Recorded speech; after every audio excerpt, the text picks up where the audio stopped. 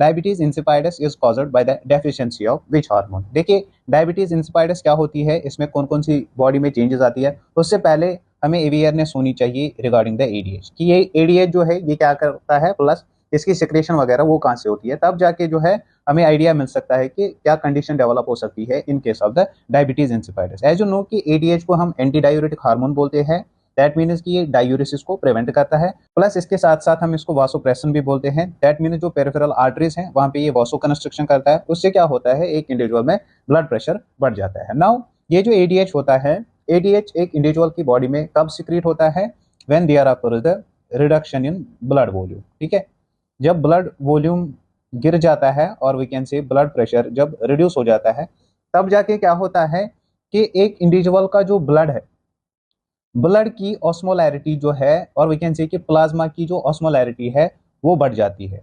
Now plasma osmolarity कब बढ़ेगी, जब जो प्लाज्मा होता है, जब ऑब्वियस सी बात है उसमें क्या होगा, जो वाटर कंटेंट होगा विद इन द प्लाज्मा वो कम हो जाएगा। जब वाटर कंटेंट कम होगा तो ऑब्वियस सी बात है जो इलेक्ट्रोलाइट्स की कंसंट्रेशन है वो बढ़ेगी वहां पे। स्पेशली हम बोलते हैं कि जब सीरम और प्लाज्मा सोडियम की कंसंट्रेशन बढ़ जाती है तब जाके रिलीज हो जाता है एडीएच। अब जो ब्लड होता है, ब्लड में दो चीजें जो है वो ऑस्मोटिक प्रेशर मेंटेन कर देती है, पहला है albumin and second is the sodium. Now अब अगर सोडियम बढ़ता है with in the blood stream तो ऑब्वियस सी बात है जो प्लाज्मा ऑस्मोलैरिटी है वो इंक्रीज हो जाएगी। जब ये प्लाज्मा ऑस्मोलैरिटी इंक्रीज हो जाती है तो जो हाइपोथैलेमस होता है, हाइपोथैलेमस में कुछ रिसेप्टर्स होते हैं जिनको हम बोलते हैं ऑस्मो रिसेप्टर्स। नाउ ये osmo receptors due to this increased osmolarity क्या होते हैं, स्टिमुलेट हो जाते हैं और ये सिक्रिएट करवाते हैं ADH, ADH from the posterior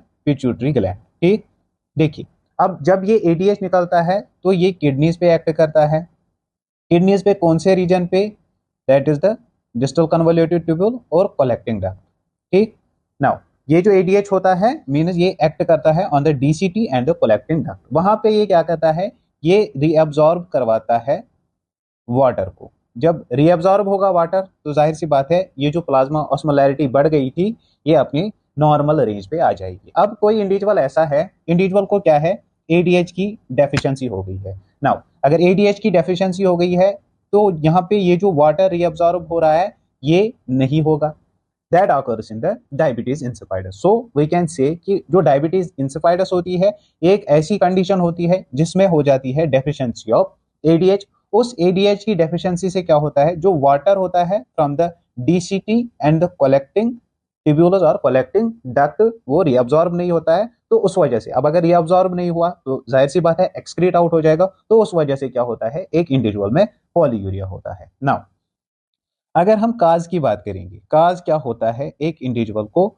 develop होने का दिस डायबिटीज इंसिपिडस। देखिए जो मोस्ट प्रिडोमिनेंट और वी कैन से कि मोस्ट कॉमन काज जो होता है दिस डायबिटीज इंसिपिडस का, दैट इज द ट्यूमर। अगर एक इंडिविजुअल को ट्यूमर डेवलप हुआ होगा with in the pituitary gland तो वहां पे क्या होगा कि एडीएच जो है वो कम कंसंट्रेशन में निकलेगा। जब एडीएच कम कंसंट्रेशन में निकलेगा तो डायबिटीज इंसिपिडस डेवलप हो सकती है एक इंडिविजुअल में। यूजुअली जो 26% केसेस है उनमें फाइंड आउट किया गया है कि अगर पिट्यूटरी ट्यूमर है तो डायबिटीज इंसिपिडस डेवलप हो सकती है इन इंडिविजुअल्स में। देन अगर किसी इंडिविजुअल को ट्रॉमा डेवलप हुआ है, ट्यूमर के बाद ट्रॉमा जो है वो एक इंपॉर्टेंट काज बनता है। एंड अगर किसी इंडिविजुअल को स्ट्रोक वगैरह डेवलप हुआ है तो ऐसे इंडिविजुअल में भी डायबिटीज इंसिपिडस के चांसेस है। नाउ ये जो डायबिटीज इंसिपिडस होती है यूजुअली दो तरह की होती है। अगर किसी इंडिविजुअल को पिट्यूटरी डिफेक्ट हुआ because of that ADH deficiency है तो उसको बोलेंगे सेंट्रल डायबिटीज इंसिपिडस, क्योंकि जो सेंट्रल रीजन से निकलता है दैट इज द ब्रेन से जो दिस एडीएच निकलता है इसकी सेक्रेशन कम निकलेगी। और second we call as nephrogenic DI. Nephrogenic DI में क्या होता है कि जो एडीएच होता है वो तो निकलता है टू सम एक्सटेंट उसकी सेक्रेशन हो जाती है, लेकिन जो यहाँ पे डीसीटी और कलेक्टिंग डक्ट में रिसेप्टर्स होते हैं टू रिकॉग्नाइज दिस एडीएच, उनको क्या हुआ होता है वो डैमेज हुए होते हैं due to some autoimmune disorder, तो इसको कहते हैं हम नेफ्रोजेनिक डायबिटीज इंसिपिडस। नाउ अब सिम्टम्स क्या डेवलप हो सकते हैं एक इंडिविजुअल को, अगर किसी इंडिविजुअल को डायबिटीज इंसिपिडस हुआ तो वहां पे एक इंडिविजुअल को पॉलीयूरिया हो सकता है। जाहिर सी बात है कि एडीएच का तो प्राइम फंक्शन है वाटर को रीअब्सॉर्ब करना, अब वाटर रीअब्सॉर्ब नहीं हो रहा है तो पेशेंट को पॉलीयूरिया डेवलप होगा। पेशेंट को अगर पॉलीयूरिया हो गया तो जाहिर सी बात है जो ब्लड वॉल्यूम है और वी कैन से कि जो ब्लड में वाटर की लेवल है वो रिड्यूस हो जाएगी, तो इंडिविजुअल को थर्स्ट की सेंसेशन जो है वो डेवलप हो जाएगी और वी कैन से कि individual will feel polydipsia. Polydipsia means increased urge of thirst. ठीक है, नाउ थर्ड थिंग क्या होगा एक इंडिविजुअल को, अब ये जो वाटर है ये लॉस हो रहा है, तो वाटर के साथ साथ एक इंडिविजुअल में जो सोडियम है, सोडियम भी निकलेगा, बट जो लॉस ऑफ वाटर होता है that is relatively more as compare to that of the sodium. So as a result of that अब वाटर जो है वो ज्यादा निकल रहा है as compare to that of the sodium, तो सोडियम जो है वो within the bloodstream ज्यादा रिटेन होगा और वी कैन से कि ऐसे इंडिविजुअल को हाइपर नेट्रीमिया डेवलप हो सकता है। नाउ हाइपर नेट्रीमिया ऐसे इंडिविजुअल को डेवलप होगा, प्लस जो यूरिन है, यूरिन अब ज्यादा निकल रहा है, तो जो यूरिन होगा that will be more diluted. अगर यूरिन ज्यादा डाइल्यूटेड है तो जो यूरिन की स्पेसिफिक ग्रेविटी है, specific gravity of the urine will be less, क्योंकि यूरिन ज्यादा डाइल्यूटेड है, तो ये अगर ये ज्यादा डाइल्यूटेड है तो कम गाढ़ा होगा, जब ये कम गाढ़ा होगा तो इसकी जो स्पेसिफिक ग्रेविटी है वो कम होगी। प्लस एक इंडिविजुअल को अगर पॉलीयूरिया हो रहा है तो बॉडी में वाटर की लेवल जो है वो कम हो जाएगी। अब वेस्कुलेचर में जब वाटर की लेवल्स कम हो जाएगी तो फ्रॉम द सेल्स क्या होगा, वो फ्लूइड शिफ्ट होगा टुवर्ड्स द ब्लड वेसल्स, तो जो सेल्यूलर डिहाइड्रेशन है वो वहां पे एग्जिस्ट होगी और इंडिविजुअल को साइंस एंड सिम्टम्स आएंगे किसके, डिहाइड्रेशन के। जैसे एक इंडिविजुअल का जो स्किन टर्गर होगा दैट विल गेट रिड्यूस्ड। ठीक है, एक इंडिविजुअल को जो है संकनाइज डेवलप हो सकते हैं, बॉडी टेम्परेचर जो है ऐसे इंडिविजुअल का वो एलिवेट होगा, तो दे सजेस्ट कि एक इंडिविजुअल में डिहाइड्रेशन डेवलप हो गई है। प्लस ऐसे इंडिविजुअल को, जिस इंडिविजुअल को डायबिटीज इंसिपिडस होगा, जब ज्यादा ब्लड वॉल्यूम जो है वो रिड्यूस हो जाएगा तो इंडिविजुअल को सेरेब्रल परफ्यूजन नहीं होगा, दैट मीन्स की जो ब्रेन है उसको पूरी तरह से ब्लड नहीं जाएगा। अब अगर जो ब्लड नहीं जाएगा ड्यू टू रिड्यूस्ड वॉल्यूम और due to the state of shock, तो ऐसे इंडिविजुअल में जो कॉन्शियसनेस होगी, कॉन्शियसनेस इसकी अल्टर हो जाएगी। तो ये तो कुछ सिम्टम्स होते हैं जो डेवलप होते हैं ऐसे इंडिविजुअल में जिसको डायबिटीज इंसिपिडस होगा। नाउ अब अगर मैनेज करने की बात करेंगे, मैनेज कैसे करेंगे ऐसे इंडिविजुअल को, मैनेज करने से पहले हम बात करेंगे रिगार्डिंग द डायग्नोसिस कि डायग्नोस कैसे करते हैं इस कंडीशन को। देखिए, अगर किसी भी इंडिविजुअल को डायबिटीज इंसिपिडस हमें डायग्नोस करनी हो तो मोस्टली हम दो टेस्ट परफॉर्म करते हैं, one is the water deprivation test and second जो होता है दैट इज द हाइपरटोनिक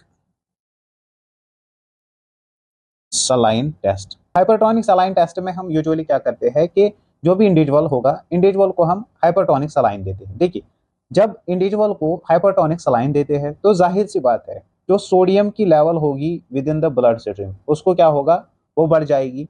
अब सोडियम की level with in the blood stream बढ़ गई है तो निकलना क्या चाहिए, एडीएच निकलना चाहिए। अगर किसी इंडिविजुअल को डायबिटीज इंसिपिडस है तो यहाँ पे जो एडीएच की लेवल होगी with in the blood stream ये नहीं बढ़ेगी। अगर एडीएच की लेवल नहीं बढ़ी after the administration of the hypertonic saline that means कि पेशेंट जो है उसको डायबिटीज इंसिपिडस है। अब मोस्ट कॉमनली जो है वाटर डिप्राइवेशन टेस्ट करते हैं तो यही बुक्स में मेंशन्ड होता है। अगर मैनेज करना होगा ऐसे इंडिविजुअल को तो कॉमनली क्या करेंगे कि जो एडीएच है एडीएच का एनालॉग देंगे, ऐसे सिंथेटिक फॉर्म देंगे एडीएच की, सो दैट की जो वाटर है वो रीअब्सॉर्ब होगा from the DCT and collecting duct. तो इस वजह से जो ड्रग ऑफ चॉइस बनता है फॉर दिस डायबिटीज इंसिपिडस वो बनता है डेस्मोप्रेसन। डेस्मोप्रेसन क्या होता है, desmopressin is the synthetic form of this vasopressin. Now question क्या था हमारा कि डायबिटीज इंसिपिडस जो होती है वो किसकी डेफिशिएंसी होती है, तो that occurs due to the deficiency of the antidiuretic hormone और एडीएच। देन सेकंड क्वेश्चन क्या है, effect on the specific gravity of the urine in diabetes insipidus. अब डायबिटीज इंसिपिडस में क्या होता है कि जो यूरिन होता है वो ज्यादा डाइल्यूटेड बनता है, जब यूरिन ज्यादा डाइल्यूटेड बन गया तो उसकी स्पेसिफिक ग्रेविटी जो है वो कम हो जाएगी। तो option B will remain the right option. Now patient admitted with closed head injury complains of polydipsia, what action should the nurse take next।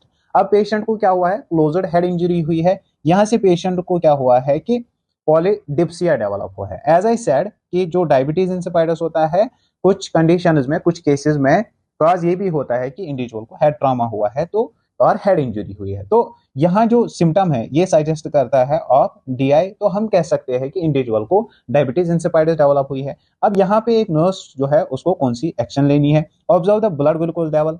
As we saw कि जो डायबिटीज इंसिपिडस होती है उसमें ब्लड ग्लूकोज लेवल पे कोई impact ही नहीं पड़ता है। Then note specific gravity of the urine. अब डायबिटीज इंसिपिडस में specific gravity of the urine जो है वो रिड्यूस हो जाती है, तो specific gravity of the urine हमें नोट करनी है। Then increase rate of IV fluid.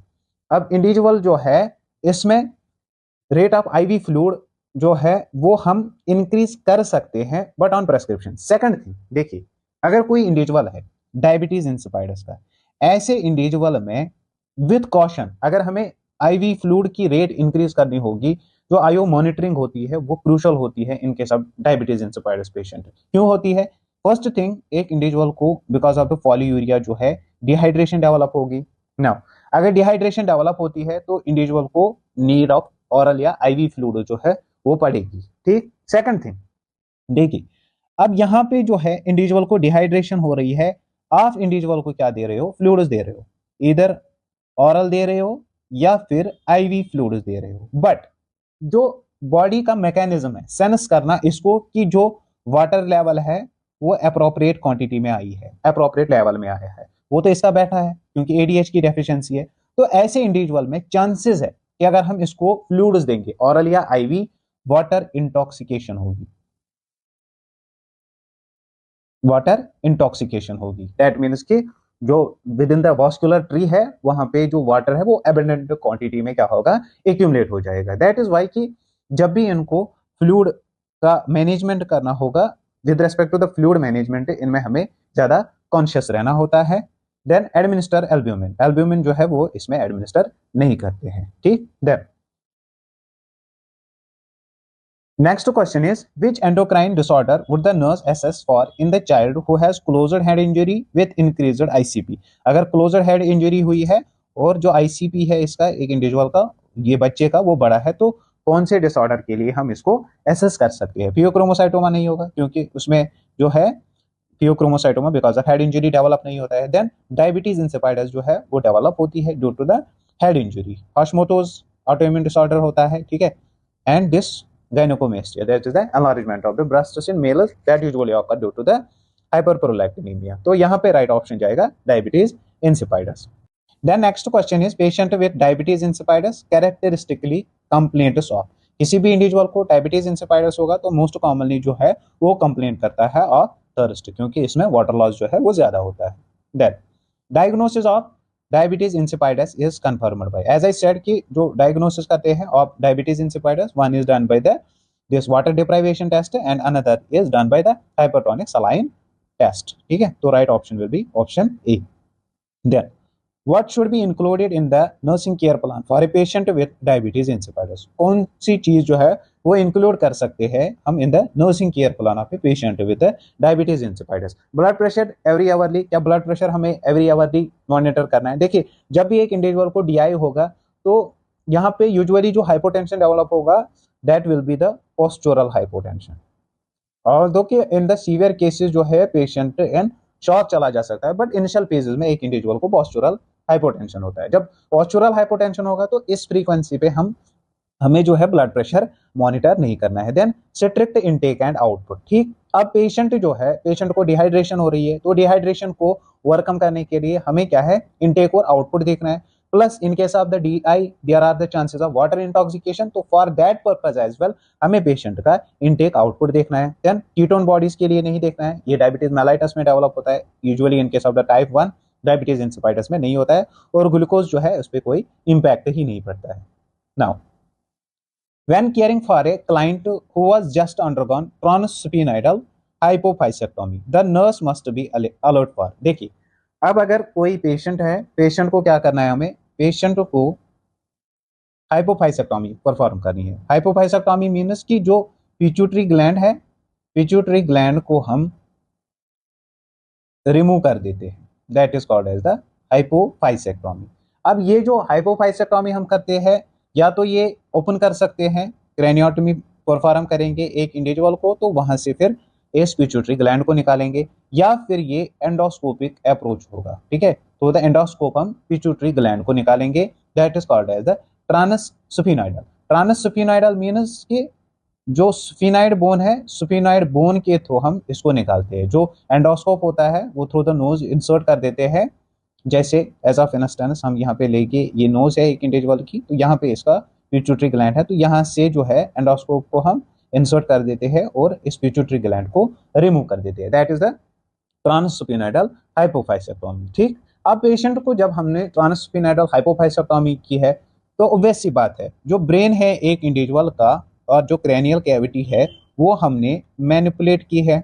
ठीक, तो यहाँ पे चांस है एक इंडिविजुअल को कि जो इंडिविजुअल का आईसीपी है वो बढ़ सकता है।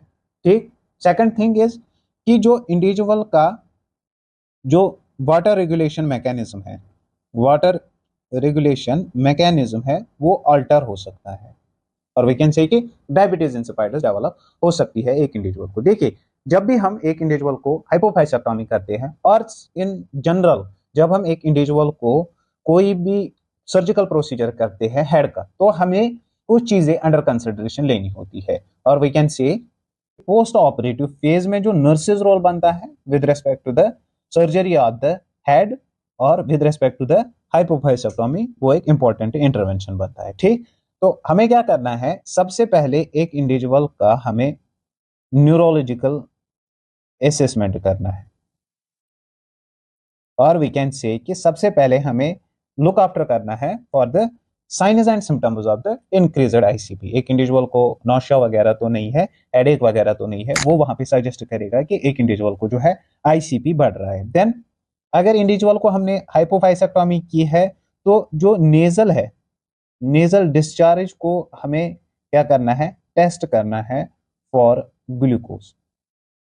अगर नेजल डिस्चार्ज जो है इसमें ग्लूकोज प्रेजेंट है, दैट मीन्स कि जो सीएसएफ है, सीएसएफ लीक हो रहा है ऐसे पेशेंट का। ठीक, नाउ पेशेंट को एज सच हम बोलते हैं कि जब भी पेशेंट को हम ऑपरेट करते हैं तो हमें काफिंग और डीप ब्रीदिंग जो है वो प्रमोट करनी है, सो दैट कि एक इंडिविजुअल को जो कॉमन पोस्ट ऑपरेटिव कॉम्प्लिकेशन है दैट इज द एटेलेक्टेसिस और लंग कोलैप्स वो ना हो। But in case of the head surgery और in case of the hypophysectomy patient को एनकरेज करना है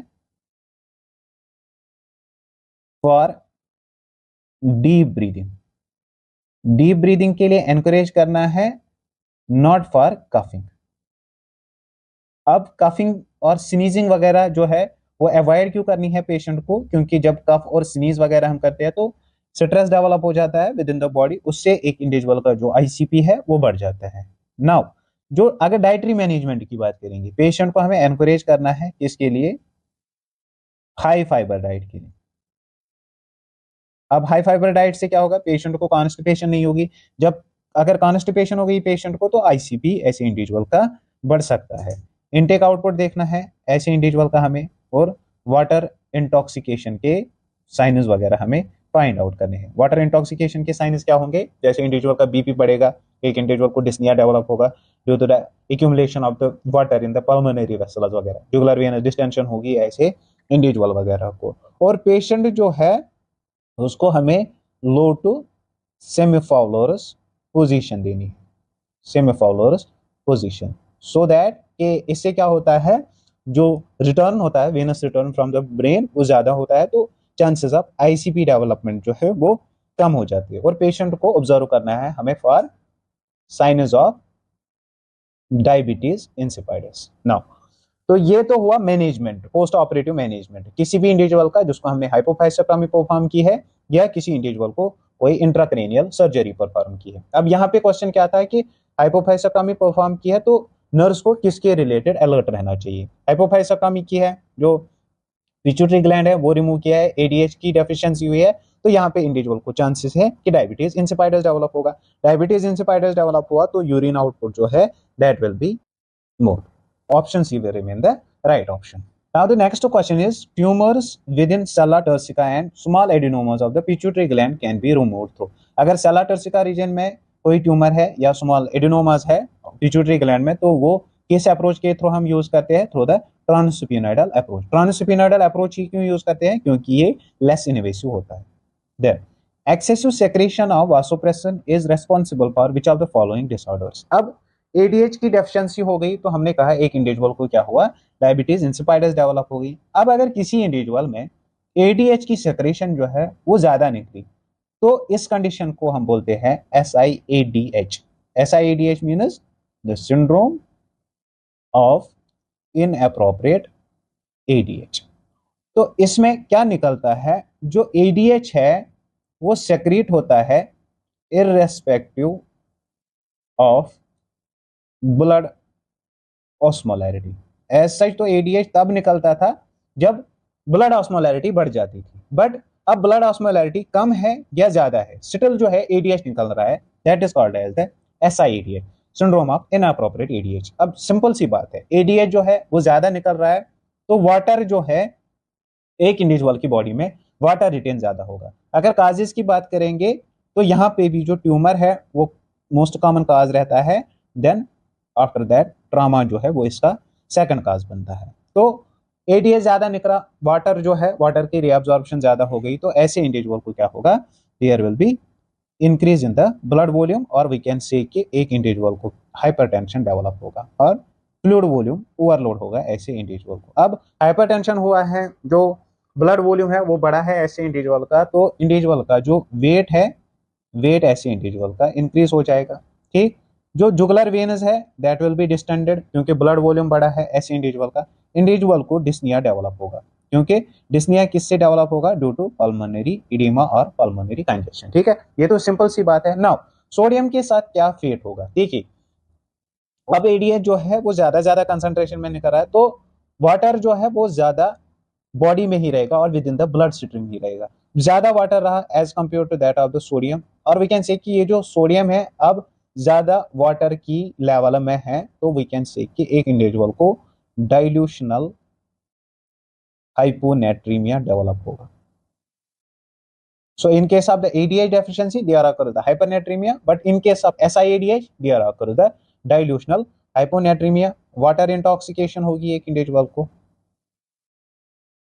Now, जो यूरिन है, यूरिन आउटपुट लेस होगा ऐसे इंडिविजुअल का, क्योंकि बाहर यूरिन ज्यादा नहीं आ रहा है।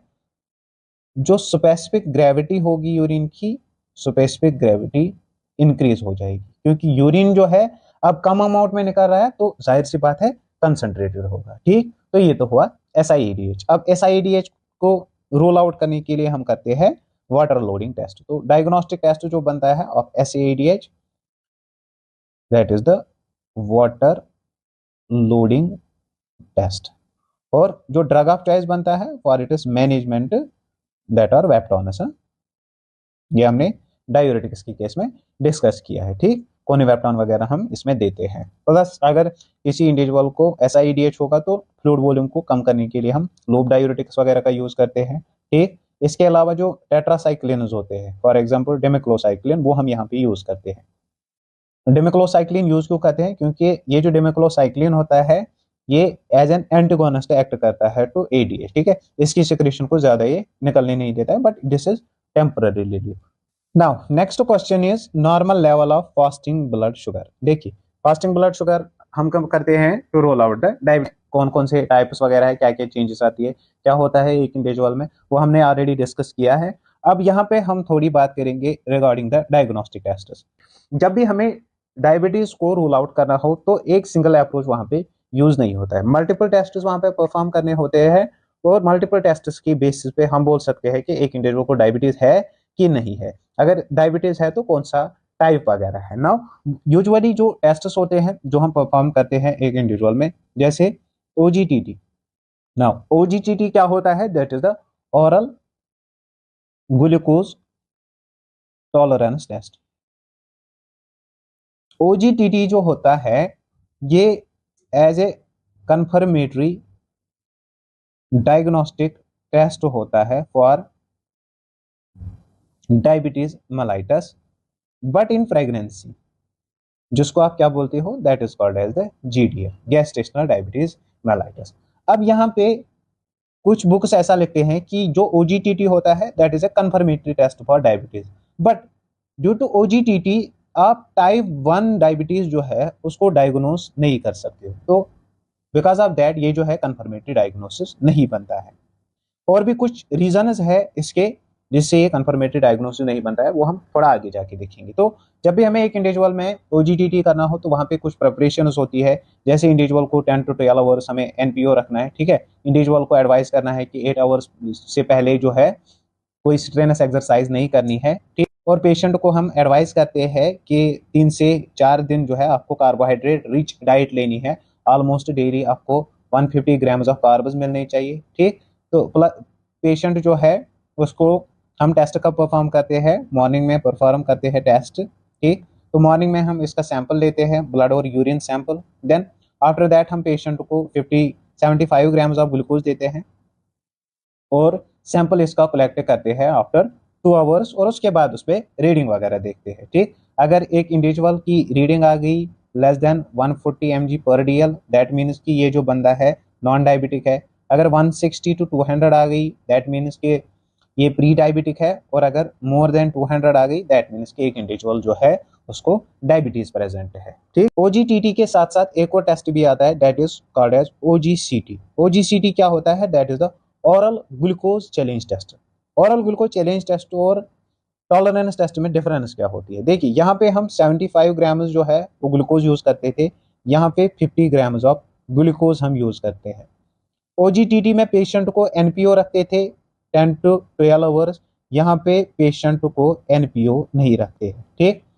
ओजीटीटी से हमें कंफर्म होती थी गैस्ट्रेशनल डायबिटीज मेलाइटस, ये हम यूज करते हैं as a screening test for gestational diabetes mellitus. यहाँ पे जो रिजल्ट्स है वो आफ्टर 2 आवर्स हम जो है रीड आउट करते थे, यहाँ पे रिजल्ट्स आफ्टर 1 आवर हम रीड करते हैं। ये डिफरेंस है बिटवीन द ओजीटीटी एंड ओजीसीटी। देखिए अब यहाँ पे क्या होता है, ओजीटीटी को हम कंसिडर क्यों नहीं करते हैं कंफर्मेटरी। पहला ये कि इससे रूल आउट हो सकती है टाइप 2 डायबिटीज। सेकंड थिंग है पेशेंट को हमें एनपीओ रखना है 10 to 12 आवर्स, ठीक है। तो जाहिर सी बात है मोस्ट ऑफ द पेशेंट जो है इतने टाइम तक एनपीओ नहीं रह सकते हैं, या ऐसे आपको बोल सकते हैं कि we remain at NPO but नहीं रहेंगे। तो फॉर दैट रीजन ये जो है ये कंफर्मेटरी नहीं बनता है। Then second is the fasting blood sugar. देखिए फास्टिंग ब्लड शुगर जो है वो हम यूजुअली प्रेफर करते हैं। प्रेफर क्यों करते हैं, क्योंकि ये इजी रहता है, बट इसकी जो सेंसिटिविटी है वो उतनी नहीं है जितनी HbA1c लेवल्स की है। तो दैट इज वाई कि जो फास्टिंग ब्लड शुगर है वो भी कंफर्मेटरी टेस्ट नहीं बनता है for diagnosing the diabetes mellitus, ठीक। फास्टिंग ब्लड शुगर में क्राइटेरिया क्या है कि जो पेशेंट है वो फास्टिंग पे होना चाहिए। फास्टिंग मीन्स कि जो पेशेंट है 8 आवर्स से ये मिनिमम क्या रहना चाहिए, एनपीओ रहना चाहिए, that is the fasting blood sugar. अब फास्टिंग ब्लड शुगर में हम पेशेंट को सैंपल या तो विड्रॉ करते हैं या फिर ग्लूकोमीटर से परफॉर्म करते हैं, इजी सी बात है। तो अगर 70 to 100 mg पर DL है means the patient is normal, ठीक है। अगर किसी इंडिविजुअल को 110 से 125 हुआ mg पर DL फास्टिंग ब्लड शुगर तो हम बोलेंगे ये प्री डायबिटिक है, और अगर मोर देन 126 mg पर DL हुआ देन वी से कि that individual is the diabetic case. अब यहाँ पे भी क्या है कि जो सेंसिटिविटी है इसकी sensitivity is less. Second thing कि पेशेंट को हमें क्या करना होता है, पेशेंट जो है वो 8 आवर्स एनपीओ होना चाहिए तो या फास्टिंग पे होना चाहिए, तो दैट मीन्स के ये हर एक के साथ जो है पॉसिबल नहीं हो सकता है। बिकॉज ऑफ दैट रीजन ये भी कंफर्मेटरी टेस्ट नहीं बनता है, बट प्रेफर्ड है मोस्ट ऑफ द सेटिंग्स में जो है FBS हम प्रेफर करते हैं to diagnose the diabetes mellitus. Now next test क्या आता है, that is the HbA1c। HbA1c जो है वो हमने डिस्कस किया कि इसकी नॉर्मल रेंजेस वगैरह क्या होती है, वो भी हमने पिछले लेक्चर में जो है डिस्कस किया है। वहां पे यहाँ पे हम जो है थोड़ा सा कंसेप्ट समझने की कोशिश करेंगे कि अगर एज ऑफ इंस्टेंस यहाँ पे ये पैनक्रियाज है, ठीक है। तो पैनक्रियाज के साथ क्या होता है, जब भी ब्लड स्ट्रीम में ब्लड शुगर पहुंच जाता है तो पैनक्रियाज से इंसुलिन निकलता है। नाउ अब अगर पैनक्रियाज से इंसुलिन नहीं निकल रहा है एज ऑफ इंस्टेंस की पेशेंट को टाइप 1 डायबिटीज है, तो वहां पे क्या होता है जो ये ब्लड शुगर है with in the blood stream ये बढ़ जाएगा ना। अगर ये बढ़ गया तो पेशेंट को हाइपरग्लाइसीमिया होगा। जब आप ऐसे इंडिविजुअल को फास्टिंग ब्लड शुगर करोगे तो वहां पे हाइपरग्लाइसीमिया दिखाएगा, या इवन के रैंडम ब्लड शुगर भी अगर करेंगे, रैंडम ब्लड शुगर के रिजल्ट्स जो है वो मैच होते हैं विद द ओजीटीटी, ठीक है। जितना ओजीटीटी में रिजल्ट्स होते हैं उतना ही जो है रैंडम ब्लड शुगर में रिजल्ट्स होते हैं। सेकंड थिंग इज कि ये जो ग्लूकोज है यहाँ पे ये बाइंड होगा विद द आरबीसी और विद द हीमोग्लोबिन। तो that is called as the glycosylated haemoglobin. ठीक, तो HbA1c जो है उससे हम यही फाइंड आउट करते हैं कि ग्लाइकोसाइलेटेड हीमोग्लोबिन कितना है, कितना जो ग्लूकोज है that is bound with RBC और that is bound with HB। ठीक, टारगेट है, टारगेट हमें रखना है HbA1c का विद इन डायबिटीज में लेस देन 7। ठीक, अगर कोई इंडिविजुअल है, इंडिविजुअल को मोर देन 7 आ रहा है दिस HbA1c, तो ऐसे इंडिविजुअल में हमें 2 टाइम्स ए ईयर रिपीट करना है ये टेस्ट। ठीक, अगर लेस देन 7 आ रहा है, अगर मोर देन 7 आ रहा है किसी इंडिविजुअल का जिसको डायबिटीज है, तो उसमें 4 टाइम्स ए ईयर हमें रिपीट करना है। ठीक ना, अब यहाँ पे अगर देखेंगे कि जो HbA1c है, HbA1c एज सच हम कहते हैं कि ये हमें 90 to 120 डेज का जो है ब्लड शुगर कंट्रोल एक इंडिविजुअल में शो करता है। ठीक, 90 to 120 ही क्यों, क्योंकि इतनी लाइफ स्पैन होती है डीज आरबीसीएस की। अब ये इतने टाइम तक जो है एक इंडिविजुअल का प्रॉपरली हमें दिखा रहा है कि एक इंडिविजुअल की बॉडी जो है वो ग्लूकोज यूटिलाइज कैसे करती है। एक इंडिविजुअल जो है क्या इसको ग्लूकोज जो है वो इंटॉलरेंस तो नहीं प्रेजेंट है। ठीक है, ग्लूकोज इंटॉलरेंस तो प्रेजेंट नहीं है। फॉर दैट पर्पज ये जो HbA1c है ये कंफर्मेटरी टेस्ट बनता है फॉर डायबिटीज मेलाइटस, क्योंकि ये एक इंडिविजुअल में ग्लूकोज कंट्रोल दिखाता है over a period of time. एक इंडिविजुअल में डायबिटीज होने से पहले ग्लूकोज इंटॉलरेंस डेवलप होती है एक इंडिविजुअल में। ठीक है, उसको शो करता है फॉर दैट पर्पज। प्लस ये जो इसकी सेंसिटिविटी होती है, सेंसिटिविटी इसकी ज्यादा होती है। फॉर दैट पर्पज ये जो HbA1c है ये एक इंडिविजुअल में कंफर्मेटरी टेस्ट बनता है for diagnosis of this diabetes mellitus. ये अगर कभी क्वेश्चन आया है ऐसा इस टाइप का, अदरवाइज एज आई सेड कि एक सिंगल अप्रोच नहीं होता है डायबिटीज को फाइंड आउट करने का और वैकेंसी के रूल आउट करने का। अब हम क्या कहते हैं कि अगर हम डायबिटीज एसोसिएशन की बात करेंगे कि जिस भी इंडिविजुअल को, अगर किसी इंडिविजुअल को हमने क्या किया, फास्टिंग ब्लड शुगर किया, ठीक, ये इसमें आया कि पेशेंट जो है दैट इज डायबिटिक, उसके बाद हमें दूसरा टेस्ट परफॉर्म करना है दैट इज द HbA1c। अगर वहां पे भी रिजल्ट आए आप diabetic client, that means the individual is having diabetes. ठीक, अगर ये तो तब होता है जब इंडिविजुअल को कोई सिम्टम प्रेजेंट नहीं होता है ऑफ डायबिटीज। अगर पेशेंट जो है वो सिम्टोमेटिक है, जैसे कार्डिनल साइनस है, सिम्टोमेटिक, हाँ कार्डिनल साइनस है डायबिटीज के, पॉलीयूरिया है, पॉलीफीजिया है, पॉलीडिप्सिया है, तो प्लस ऐसे कंडीशन में जो है एक टेस्ट पॉजिटिव होना चाहिए। एट दैट टाइम हम बोल सकते हैं कि इंडिविजुअल को डायबिटीज है। अगर सिम्टम्स नहीं है तो एटलीस्ट 2 टेस्ट पॉजिटिव होने चाहिए। अगर सिम्टम्स है एक इंडिविजुअल को, एटलीस्ट एक टेस्ट जो है वो पॉजिटिव होना चाहिए, तब हम कह सकते हैं कि एक इंडिविजुअल को डायबिटीज मेलाइटस है। अब यहाँ पे बात क्या हो रही थी कि नॉर्मल जो है फास्टिंग ब्लड शुगर लेवल्स वो कितनी है, that is 70 to 110। Now final question क्या है, early morning increase in the blood sugar that is the breakfast hyperglycaemia is called as. देखिए, एक इंडिविजुअल जो डायबिटीज का होता है उसमें जो है शॉर्ट टर्म कॉम्प्लिकेशंस भी डेवलप हो सकती है, लॉन्ग टर्म कॉम्प्लिकेशंस भी डेवलप हो सकती है। ठीक है, जैसे हाइपोग्लाइसीमिया डेवलप हो सकता है एक इंडिविजुअल में, डीके, हाइपरग्लाइसीमिक हाइपरऑस्मोलर सिंड्रोम हो सकता है। ठीक है, या इंसुलिन एडमिनिस्ट्रेशन के रिलेटेड जैसे लिपोडिस्ट्रॉफी होती है, लिपोएट्रोपी वगैरह होती है। ठीक, तो कुछ इफेक्ट्स ऐसे होते हैं जो because of the this improper management of the insulin develop हो जाते हैं। तो वो 2 कॉमन इम्पैक्ट्स कौन से हैं, इफेक्ट्स कौन से हैं, one is the Somogyi effect and another is the dawn effect. Now देखिए, डॉन फिनोमेनन और डॉन इफेक्ट क्या होता है। अगर कोई इंडिविजुअल है डायबिटीज का, डायबिटीज के इंडिविजुअल में क्या होता है कि ड्यूरिंग द नाइट टाइम जो काउंटर रेगुलेटरी हार्मोन्स होते हैं, काउंटर रेगुलेटरी हार्मोन्स कौन से हैं, वो हार्मोन्स जो अपोजिट फंक्शन करेंगे of insulin, these are counter regulatory hormones. जैसे ग्रोथ हार्मोन का हमने देखा है कि वो हाइपरग्लाइसीमिया करवाता है, तो ऑब्वियसली वो इंसुलिन के अपोजिट काम करता है। लाइकवाइज एड्रेनलिन है, कॉर्टिसोल है, तो वो उनको हम बोलेंगे काउंटर रेगुलेटरी हार्मोन। तो नाइट टाइम पे क्या होता है कि ये जो काउंटर रेगुलेटरी हार्मोन्स होते हैं यूजुअली 4 AM ऑनवर्ड्स, इनकी लेवल जो है वो इंक्रीज हो जाती है। नाउ अगर इनकी लेवल इंक्रीज हो गई तो ये ब्लड शुगर को क्या करेंगे, ब्लड शुगर को ये बढ़ा देंगे।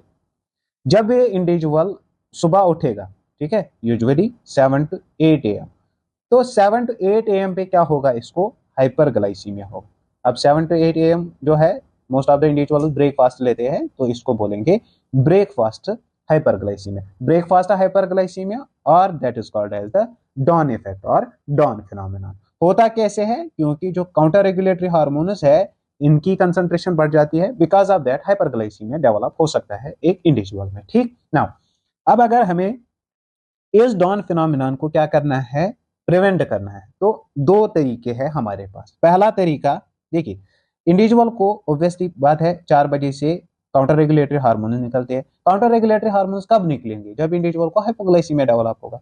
तो अगर हम इंसुलिन जो है, इंसुलिन नाइट टाइम पे थोड़ा डिले करेंगे, जैसे हम शाम को 8 बजे इसको क्या देते थे, इंसुलिन देते थे, तो 4 बजे इसको काउंटर रेगुलेटरी हार्मोन निकलने शुरू हो जाते थे। अब अगर पेशेंट को हम 10 बजे इंसुलिन देंगे तो 6 बजे ये निकलने शुरू हो जाएंगे। ठीक है, तो 8 बजे के बजाय इसको चांसेस है फिर 10 बजे हाइपरग्लाइसीमिया हो सकता है, जो यूजुअली नहीं होता है, क्योंकि फिर इंडिविजुअल जो है एक्टिविटी वगैरह कर देता है। ठीक, तो या तो हमें इंसुलिन जो है वो डिले करना है शाम के टाइम पे। दूसरा चीज हमें क्या करना है कि जो इंडिविजुअल है, इंडिविजुअल का इंसुलिन डोज हमें बढ़ा देना है। जब आप इंसुलिन का डोज बढ़ा देंगे तो मॉर्निंग में हाइपरग्लाइसीमिया के चांसेस जो है वो कम एग्जिस्ट हो सकते हैं। ये दो चीजें इंपॉर्टेंट है यहाँ पे, एक या तो इंसुलिन को डिले करना है, दूसरा इंसुलिन के डोज को बढ़ाना है with respect to the dawn phenomenon. अब स्मोगी फिनोमेनन में क्या होता है, देखिए स्मोगी फिनोमेनन में एक इंडिविजुअल जब शाम को इंसुलिन वगैरह लेता है तो रात के 2 से 3 बजे एक इंडिविजुअल को हाइपोग्लाइसीमिया डेवलप होता है। क्यों डेवलप होता है, क्योंकि इस इंडिविजुअल ने क्या लिया है, इंसुलिन लिया है। अब जब हाइपोग्लाइसीमिया होगा तो काउंटर रेगुलेटरी हार्मोन्स निकलेंगे। जब काउंटर रेगुलेटरी हार्मोन्स निकलते हैं तो मॉर्निंग टाइम पे एक इंडिविजुअल को क्या होता है, हाइपरग्लाइसीमिया डेवलप हो जाता है।